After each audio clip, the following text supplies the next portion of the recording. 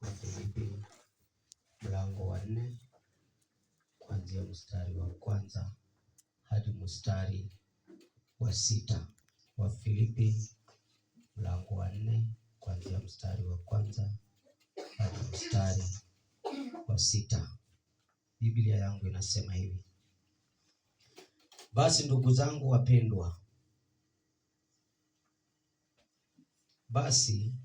zangu wapendwa wangu, ninaowaonea shauku, furaha yangu na taji yangu, hivyo simameni imara katika Bwana, wapenzi wangu. Na msihi Yudia, na msihi na Sindike wawe na nia moja katika Bwana. Na nataka na wewe pia, mjoli wa kweli, uwasaidie wanawake hao, kwa maana waliishindania Injili pamoja nami. Na Klementi naye na wale wengine waliotenda kazi pamoja nami, ambao majina yao yamo katika kitabu cha uzima.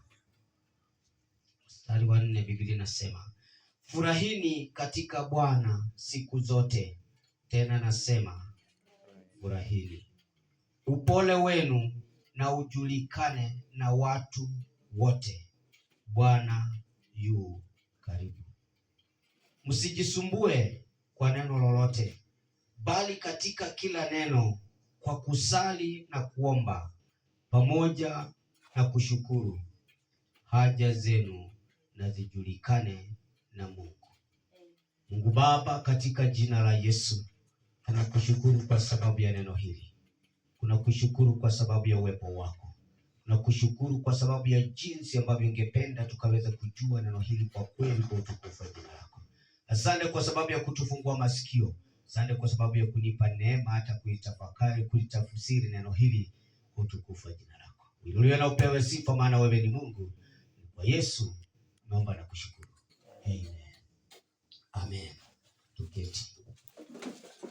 Bwana Yesu asifiwe.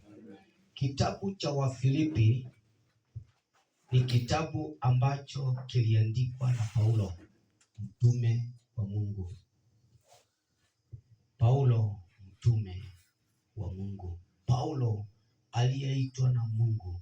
Paulo aliyepatwa na Mungu akiwa mtu mbaya zaidi kuliko jinsi wewe ulivyokuwa wakati Mungu alikupata. Bwana Yesu asifiwe.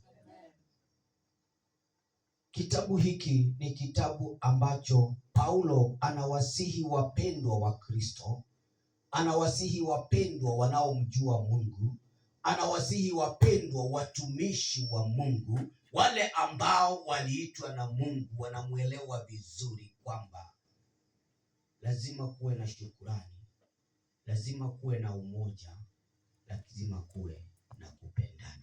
Bwana Yesu asifiwe. Bwana Yesu asifiwe. Wapendwa, neno hili ni neno laweza kuonekana kuwa ndogo, ni neno laweza kuonekana kuwa fupi, ni neno laweza kuonekana kuwa la kawaida. Lakini kwa kweli ni kwamba shukrani lazima uwe umesimama imara katika Bwana, ndipo uweze kutoa shukrani. Maana Biblia inasema furahini katika Bwana. Tena ninasema furahini. Narudia kusema, yani nawaambia furahini, na narudia kusema, ninarudia msikie vizuri, ninarudia kusema furahini katika Bwana. Ninapokuambia furahi mpendwa, simaanishi kwamba kila kuchao usiku na mchana kutakuwa na raha kwako. Kutakuwa na mambo ya kukufurahisha. Kutakuwa na mambo mabaya, mateso, vikwazo kila wakati. Wakati mwingine utafika katika kiwango cha kulia kwa sababu ya yatakayotokea, lakini bado neno la Mungu linasema furahini katika Bwana. Maana yale yote ambayo yanatokea kwako mpendwa ni mapenzi ya Mungu. Ni sababu Mungu hakuna kitu angependa kukufunza. Mungu ana jambo angependa kukuonyesha kwamba neno hili haulijui na haulielewi, litambue leo, lijue leo. Maana ni mimi ninayekuambia furahi katika Bwana, maana amejitokeza kukufunulia usiloweza kulijua, lile ambalo haukulielewa, lile ambalo haukulitambua. Ndiposa ninasema kwamba ikiwa haujasimama vizuri katika Kristo Yesu, kufurahi katika Bwana kila wakati itakuwa shida. Itakuwa shida kufurahi katika Bwana kila wakati, kwa sababu wewe hautazami mema ndani ya ubaya, lakini unatazama mabaya yanapotokea. Bwana Yesu asifiwe.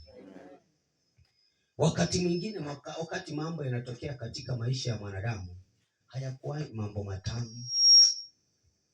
Wakati shida iko katika maisha yako mpendwa, hakuna wakati shida itakuwa tamu. Hakuna wakati shida itakuwa tamu. Lakini katika shida hiyo, katika mahangaiko hayo, katika vikwazo hivyo, Mungu bado, Biblia inasema furahi katika Bwana. Maana ni yeye sababu ya wewe kuwa jinsi ulivyo, ya wewe kuteseka jinsi unavyoteseka. Ndio sasa ubadilishwe mawazo yako, ya muone yeye anayeweza kumuondoa katika shida hii, anayeweza kumuondoa katika vikwazo hivi, anayeweza kumuondoa katika mateso haya. Furahi katika Bwana ambaye atakutoa katika shida hii. Bwana Yesu asifiwe. Bwana Yesu asifiwe. Mara nyingi wapendwa, sisi hufurahia wapendwa wakikuja kukuona. Ni sawa kabisa na ni ya furaha nyingi. Lakini wakikosa kuja usiwalaumu. Maana hayo ni mapenzi ya Mungu. Wasije ndio ujue kwamba wakati hata hawako Mungu yupo. Bwana Yesu asifiwe. Ni vizuri kutembeleana, na hata huwa tunatiana moyo kwamba kila wakati na kila dakika jisikie kutembelea fulani, jisikie kumpigia simu, jisikie kutafuta kujua anaendelea namna gani. Lakini hata wakati hajakuja, usikwame ati kwa sababu hajakuja.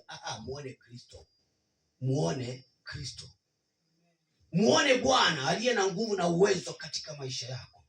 Usiku na mchana atakuona. Mimi nitakuja mchana tu na tusalimiane na tucheke, ikifika usiku niende. Na mapepo yanakuja usiku. Nitakusaidia.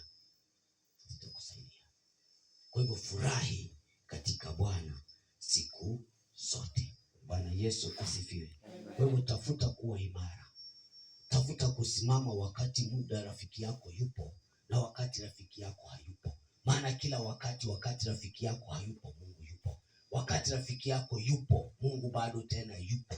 Kwa hivyo kunakuwa na wawili ambao wamekutembelea kwa wakati mmoja. Lakini kukiwa na mmoja wakati hakuna huyu mwingine, ujue huyu mwingine yupo. Huyu mwenye hauoni. Na huyu mwenye hatutazami kila wakati. Tumuone hata tumufikiri saa nyingine. Yupo na wewe milele na milele. Bwana Yesu asifiwe. Lazima watu wote wawe na nia moja. Ndio sababu anawaomba wapendwa kwamba wawe na nia moja, wakae kwa pamoja.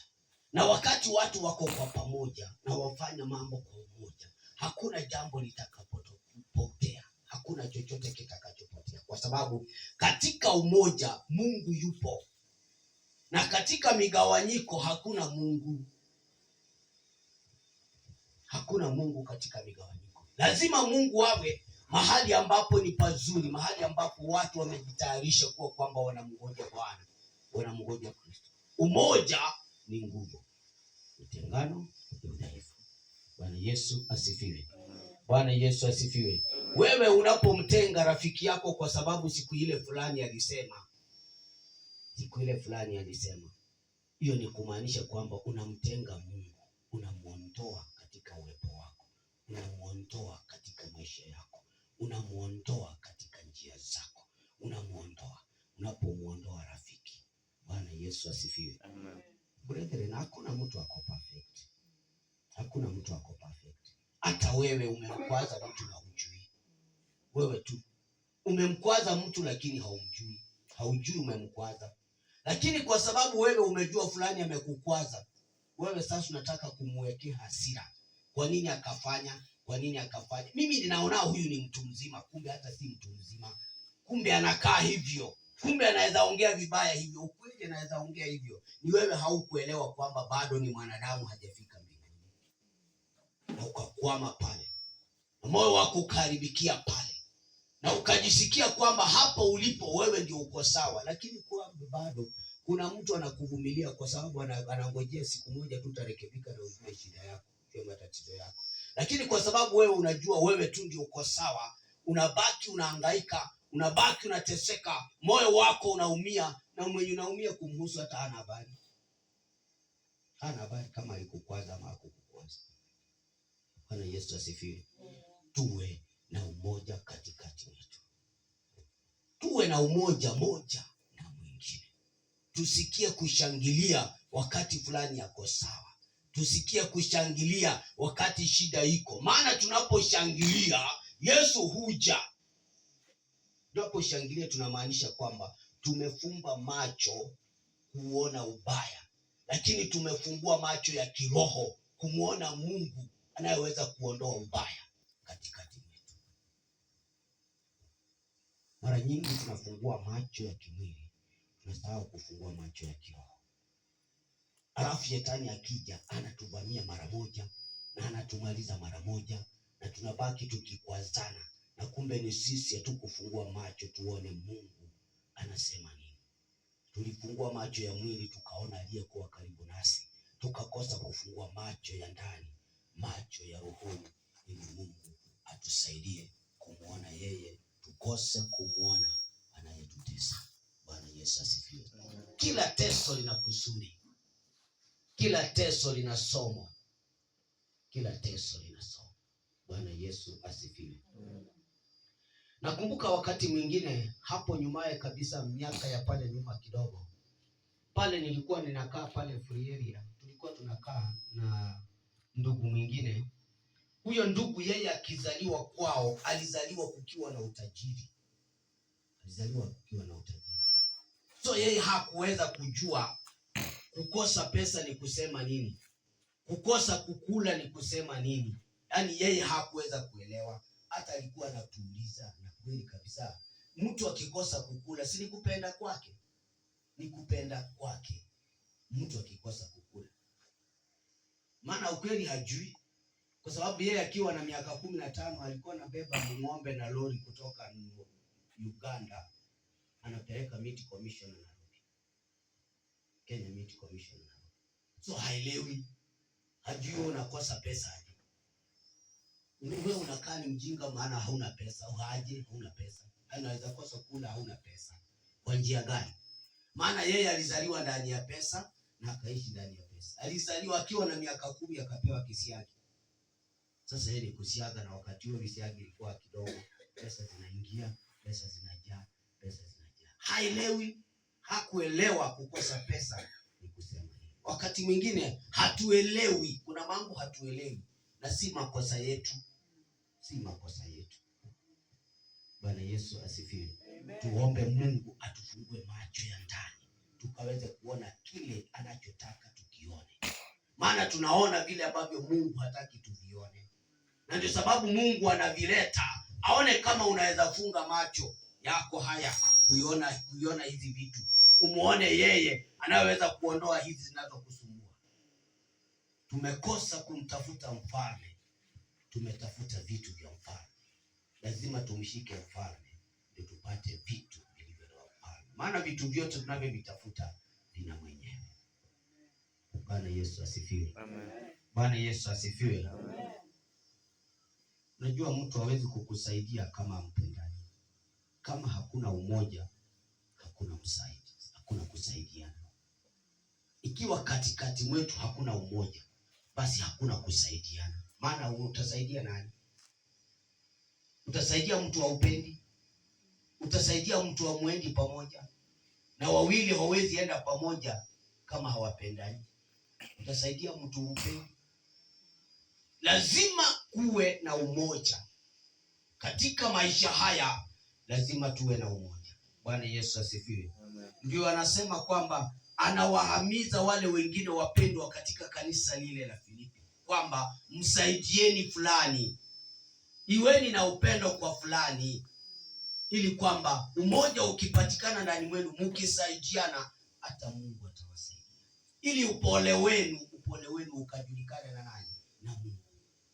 Bwana Yesu asifiwe. Wapendwa, kuna upole ambao unatokana na neno la Mungu, unatokana na unyenyekevu, kiasi ya kwamba watu wakikuona hawaoni kama wewe ni mpole.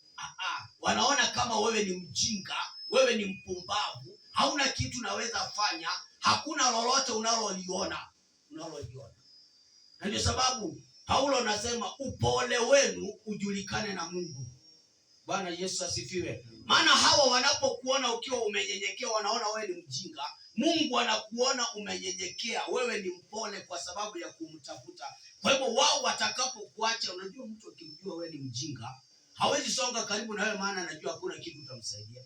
Kwa hivyo anapokuacha kisonga kando na wewe, maana hauna kitu utamsaidia, Mungu anasonga karibu na wewe, anakuinua kwa fiche, kwamba anakuinua wakati wao hawajui, wakati wao hawaelewi, hawatambui ni kipi kinafanyika, lakini Mungu anakuinua. Baadaye wanakuja kugundua kumbe huku wa mjinga. Ulijua ni kitu ulikuwa unafanya, na sasa uko mahali ambapo sasa hauwezi kukutafuta. Maana si wa kiwango chao. Bwana Yesu asifiwe. Amen. Bwana Yesu asifiwe. Amen. Wapendwa, unajua hatujui kunyenyekea ama hatupendi kunyenyekea, maana tutaonekana kuwa wajinga. Kwa njia moja ama nyingine, watu waelewe ndio uwawa kwanza. Wanakufa kwanza. Hebu kuwe muoga kidogo, utakufa baadaye. Wengine wale wakishakufa. Wewe kuwa muoga kidogo, songa nyuma kidogo, fuatilia kidogo nyuma kidogo. Acha kuwa mwerevu sana. Acha kuonyesha watu unajua sana. Acha kuonyesha dunia ni wewe tu unaweza sema. Hata bila wewe kusema, Mungu akitaka kukuweka pale penye unatamani anaweza. Mungu anaweza kukuinua pasipo hata wewe kutaka, ujikute pale penye unafikiria pasipo wewe kutaka. Bwana Yesu asifiwe. Bwana Yesu asifiwe. Umtafute Bwana maadamu anapopatikana. Atatusaidia, atatutia moyo, atatuelekeza, atatujenga. Maana ni yeye tu anayeweza kutusaidia. Na ndio sababu tuko hapa, tumekuja kumshukuru ili kwamba akaonekane akiwa Bwana na mfalme katika maisha yetu. Anaweza kututenda yale ambayo anapenda katika jina la Yesu Kristo. Katika jina la Yesu Kristo. Yeye ni Mungu asiyeweza kuchelewa na lolote. Na mema yote yatatendeka kwa utukufu wa jina. Bwana Yesu asifiwe. Bwana Yesu asifiwe. Kwa sababu ya kitu.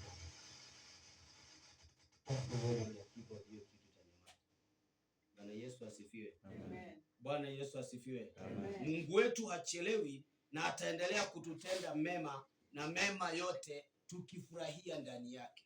Biblia inasema furahini katika Bwana siku zote. Tusiondoe umoja katikati mwetu. Mungu atatusaidia kutenda yale ambayo anataka wakati anataka, hata kama hatuna uwezo. Mungu atatuwezesha katika unyenyekevu wetu, katika utulivu wetu. Mungu atatuwezesha kutenda yale ambayo hatujawahi kuyatenda, na watu wafikiri kwamba tunaweza tena. Na ndio tukiwa na furaha ndani ya Mungu, tukiwa na furaha ndani ya Kristo, tukiwa na umoja, tukiwa na kusaidiana, tukiwa na kujengana, kuinuana. Paulo akawaambia kwamba wasaidie wengine. Wajoli wa Mungu, watumishi wa Mungu, walioitwa na Mungu, wanayemjua Mungu, wanayemtafuta Mungu, wawasaidie wale wengine kufikiwa kiwango kile wao wamefika, ili kwamba Mungu kawatende mema katika maisha yao. Bwana Yesu asifiwe. Bwana Yesu asifiwe. Ukiwa na furaha utakuwa na shukrani. Wakati uko na furaha utajua kwamba unafaa kushukuru. Na wakati hauna furaha hauwezi shukuru, kwa sababu moyo wako umejaa ghadhabu. Moyo wako umejaa shida. Moyo wako umejaa mateso. Kwa hivyo hautashukuru chochote. Hauwezi shukuru. Maana huoni sababu ya kushukuru. Maana moyo wako hauna furaha. Bwana Yesu asifiwe. Amen. Huwezi shukuru kwa sababu moyo wako hauna furaha. Na hautakuwa na umoja na yeyote. Hautaweza kushirikiana na yeyote kwa sababu ya jinsi ulivyo na hasira. Kwa sababu ya jinsi haufurahii mambo yale ambayo yanatendeka. Kwa sababu ya jinsi hali ilivyo. Utakuwa na shida, utakuwa na matatizo, utakuwa na vikwazo. Kwa mambo yako yote. Kwa sababu hauna umoja na watu. Hautaki kufuatana na watu. Hautaki kusaidiana na watu. Maana wakati moyo wako umeghadhabika, hakuna mtu naweza penda kusaidiana na yeye chochote. Hakuna. Bwana Yesu asifiwe. Bwana Yesu asifiwe. Ni vema kumshukuru Bwana kwa wale watu ambao wameweka katika maisha yako. Unaweza kuwa huwapendi, wanaweza kuwa wanakutesa, wanaweza kuwa wanakuumiza, lakini shukuru tu Mungu, kwa sababu at least uko na mtu. Kuna mtu anaweza kukufanya uombe. Watu wengine hatuwezi omba. Kwa nini? Hatuwezi omba kwa sababu hatuna kikwazo cha kutufanya tuombe. Hatuna kikitu kinatusukuma tuombe. Tuko sawa, tulitulia. Tuko katika hali tunaona kwamba hapa tulipo ndipo. Lakini kweli ni kwamba hatuombi na hatumtafuti Mungu na hatumshii Mungu na hatufikirii. Maana tulitulia, tunaona kwamba tuko sawa, lakini tunakupotea. Vema kumtafuta Mungu. Tuko hapa kumshukuru Mungu kwa sababu ya yale ambayo ametenda. Kuna mambo unajua, ukihesabu muda ule umeishi mwaka huu kufika mahala tumefika na siku zile zimefika. Zile tumeishi ni nyingi, zile zimebaki ndio kidogo. Lakini usipoangalia vizuri hautaona chochote ambacho Mungu amefanya kwa hizi nyingi. Bwana Yesu asifiwe. Amen. Kuna mtu ananisikia? Yes. Muda ule wote umeishi kufikia mwezi wa 12 tarehe 5. Unaweza kosa kitu cha kuambia watu kwamba Mungu amenitendea. Unaweza kosa. Unaweza angalia na ushindwe ukweli kabisa, mwaka umeisha, mimi nimefanya nini? Jiulize, umefanyia Mungu nini? Maana kuna kitu Mungu ametenda kwako usichokijua, usichokielewa na hata ujui, na hakuna kulingana na wewe. Lakini kuna kitu Mungu amefanya kimoja, kwamba kuna mambo amekufundisha haukushika. Kuna mambo alikuonyesha haukuyaona. Kuna mambo aliweka kwa mawazo yako hata hukujua ni Mungu. Zaidi sana amekupa uhai mpaka leo. Angekuacha uangamizwe na ule shetani na kufuata kila wakati. Angekuacha upotee. Watu wengi wamepotea. Watu wengi wameishia. Watu wengi hawajulikani wako wapi. Lakini yeye amekuleta mpaka mwezi wa 12. Hata kama uone kitu ambacho amekutendea, ona uhai ulio nao. Uone uhai ndio ujue kwamba hakika Mungu anakupenda na kuna mahali anakupeleka. Bwana Yesu asifiwe. Amen. Ukiwa mpole utapata siri nyingi. Utakuwa na uwezo wa kuzijua siri nyingi usizozijua ukiwa mpole. Usipokuwa mpole, watu watakuogopa, hakuna mtu ataongea na wewe. Hakuna mtu atakupa siri yake. Hakuna. Kwa sababu wewe unajua. Wewe unaelewa. Kwa hivyo hakuna siri unaweza pewa na mtu yote. Hakuna mtu anaweza kukupa siri yote. Hakuna mtu ana uwezo wa kunena na wewe. Kwa sababu gani? Kwa sababu wewe ni mjuaji. wewe hausikii, wewe hauelewi. Bwana Yesu asifiwe.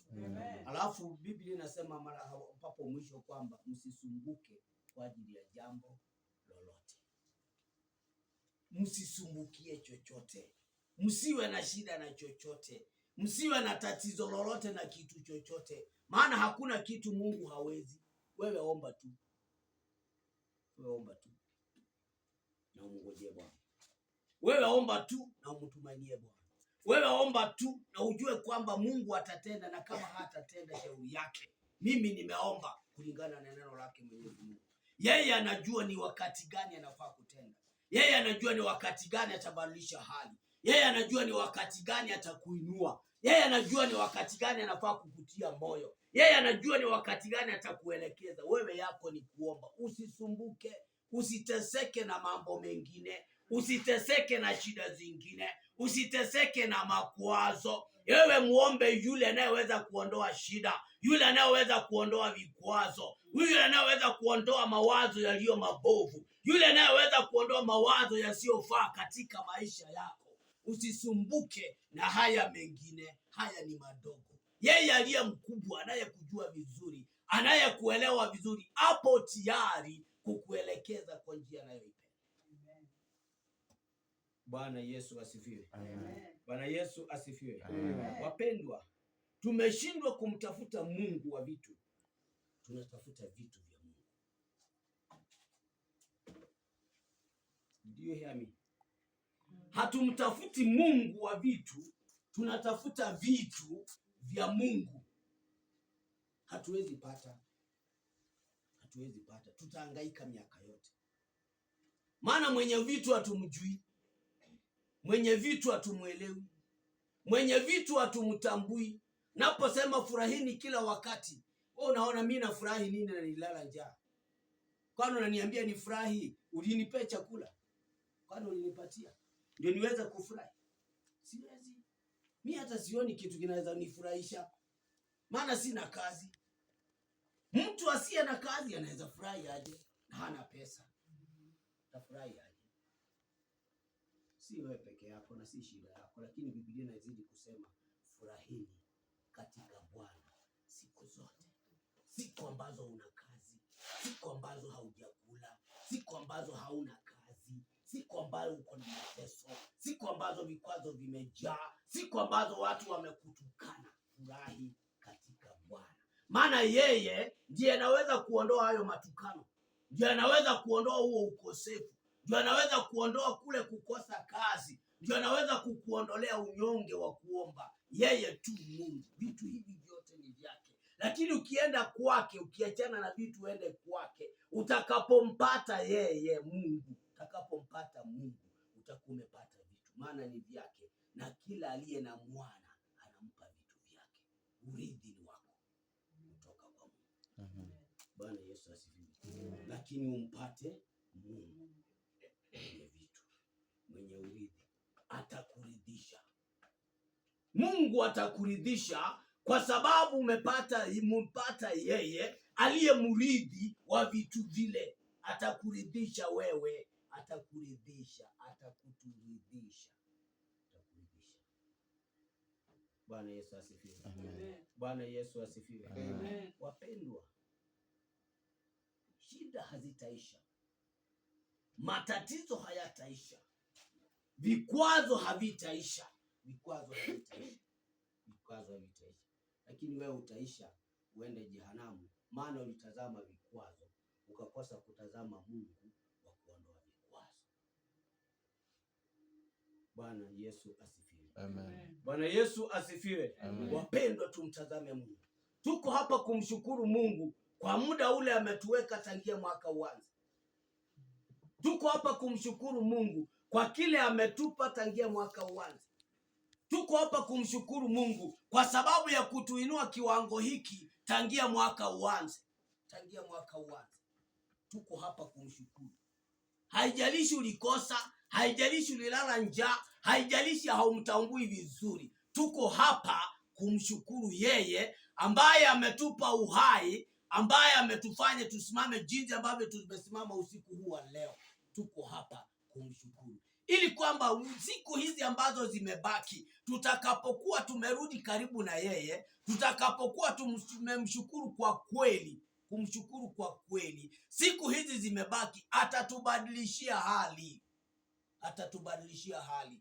Hatutaanza mwaka na hizo vikwazo tumekuwa nazo. Hatutaanza mwaka na shida hizo tumekuwa nazo. Muda huu umebaki ni wa kujirekebisha. Tutafute marekebisho. Tutafute kusonga karibu na Bwana. Tutafute kumshukuru. Tutafute lugha ya kumshukuru Bwana kwa yote ambayo ameyatenda. Katika jina la Yesu. Bwana Yesu asifiwe. Bwana Yesu asifiwe. Bwana Yesu asifiwe. Mungu atupe nguvu za kumshukuru. Maana tuko hapa kumshukuru. Tuko hapa kumshukuru Bwana. Tuko hapa kumuinua Kristo aliyetuleta umbali huu. Tuko hapa kumwambia asante kwa sababu hata kama sikupata kile ambacho nilichokitarajia, uko pamoja nami.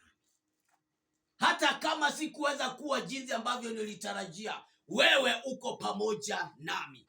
Umenifikisha mahala nimefika maana unanipenda.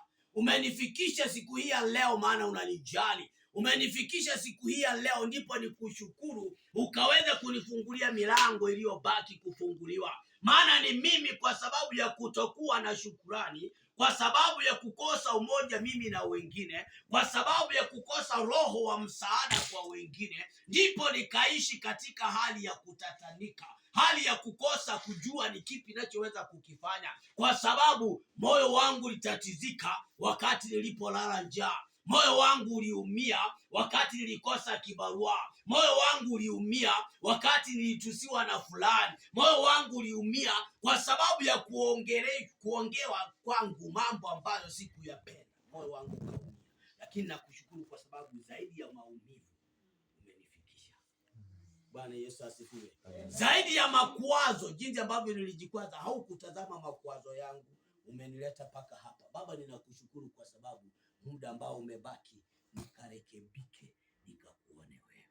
Usimame tuombe.